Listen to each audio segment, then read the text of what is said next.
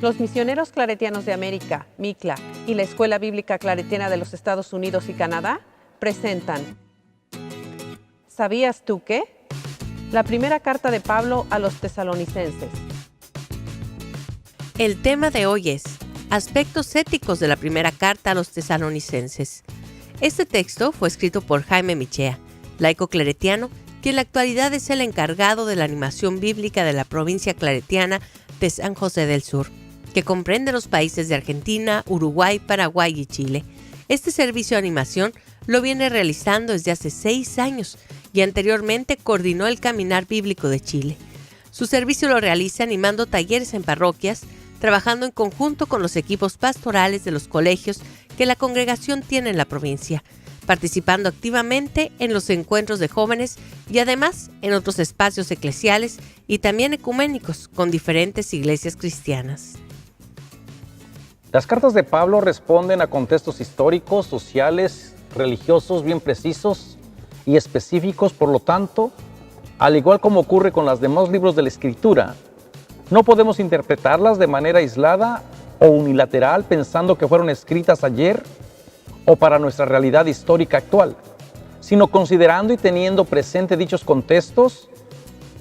Es por esto que resulta necesario conocer cuál es el contexto de la comunidad de Tesalónica, a la cual va escrita esta carta, cuáles eran las comprensiones teológicas y éticas que posee Pablo y qué elementos éticos, morales, orientadores propone a la comunidad. Y desde todo esto, y solo luego de haberlo abordado, estamos en condiciones de preguntarnos qué elementos de los expuestos por Pablo pueden iluminar nuestra realidad actual. Bien, la primera carta de Pablo a los tesalonicenses es considerada como el primer escrito del Nuevo Testamento.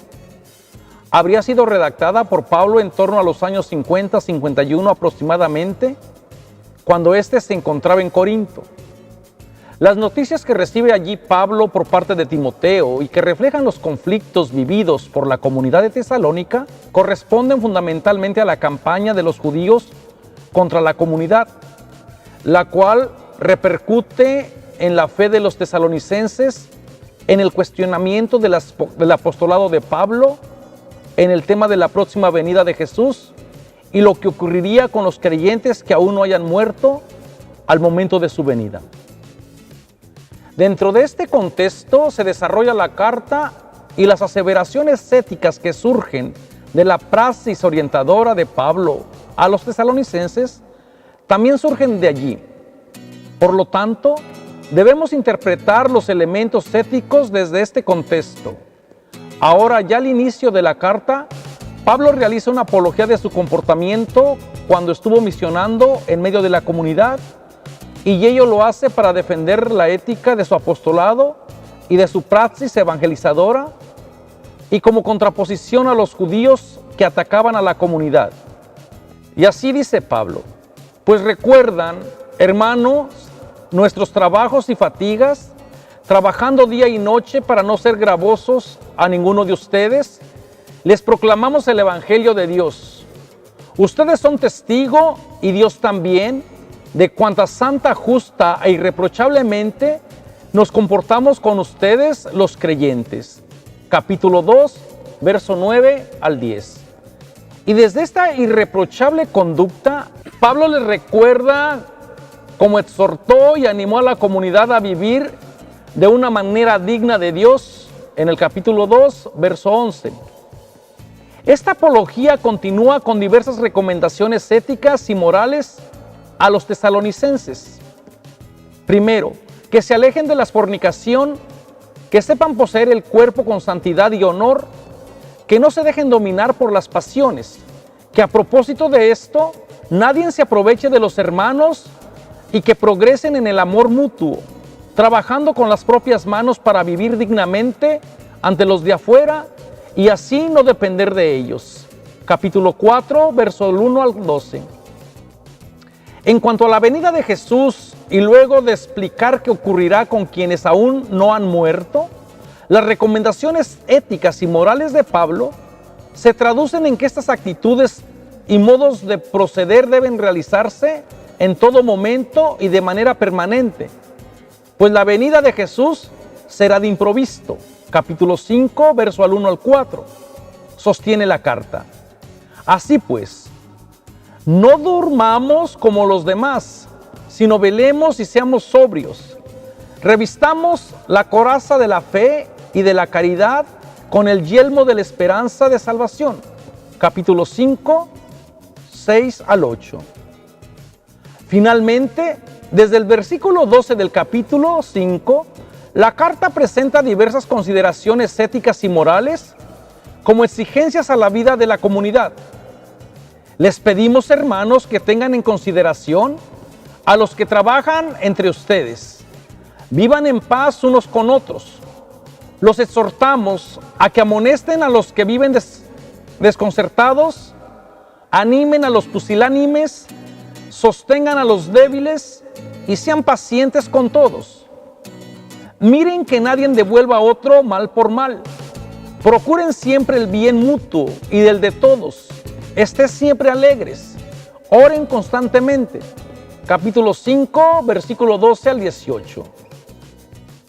Estos son los elementos éticos morales que presenta la carta a la comunidad de Tesalónica, y desde su contexto lo podemos agrupar en tres conjuntos. Primero, los que hacen referencia al modo de proceder de Pablo y sus compañeros mientras estaba misionando en la comunidad, trabajos constantes para no ser una carga a los miembros de la comunidad, fatigas producto del duro trabajo diario y nocturno, dando el ejemplo con una conducta santa, justa e irreprochable entre los miembros de la comunidad. Segundo, los que hacen referencia a la actitud que deben mantener los miembros de la comunidad mientras esperan la venida de Jesús. Sobriedad en el actuar, viviendo desde la fe y la caridad con el casco de la esperanza. Y tercero, las orientaciones éticos morales generales, las cuales pueden comprenderse como una orientación global para la vida comunitaria y que a su vez las podemos agrupar en consideraciones ético-sexuales: alejarse de la fornicación, poseer el cuerpo con honor y santidad, dominar las pasiones, desarrollando el amor mutuo y el trabajo propio de la comunidad, y éticos solidarias, consideración hacia los que trabajan para la comunidad, mantener una relación en paz con los demás miembros de la comunidad, animar y sostener a quienes están deprimidos y son más débiles, desarrollar relaciones donde prime la paciencia y procurar el bien mutuo, estando siempre alegres, orando y no devolviendo jamás mal por mal.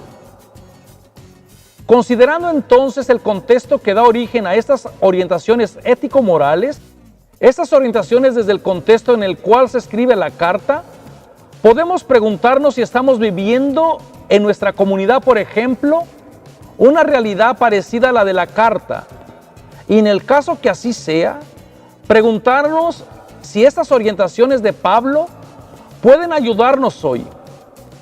Pero este es el trabajo hermenéutico que debe hacer la propia comunidad que lee las cartas, y debe hacerlo en comunidad, considerando el bienestar de toda la comunidad y todos sus miembros.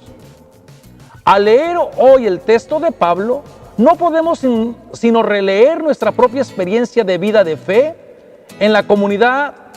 Nuestro convivir con el día a día nos implica un comportamiento que más que solo un deseo, ha de ser una opción de vida. En nuestro servicio, ministerio, hemos de ir al encuentro de iguales y no en superioridad, haciendo carne la misión compartida, entendiendo esta como co-creadores en la misión de vivir y hacer realidad el proyecto de Dios. El camino con el otro y la otra es un proceso de descubrir. En este sentido, desde la realidad en que vivo, es llegar a decir que no ejerzo un ministerio o servicio, sino que vivo una opción de vida. Gracias por sintonizarnos. No olvides darle un like a este video y compartir con tus amistades.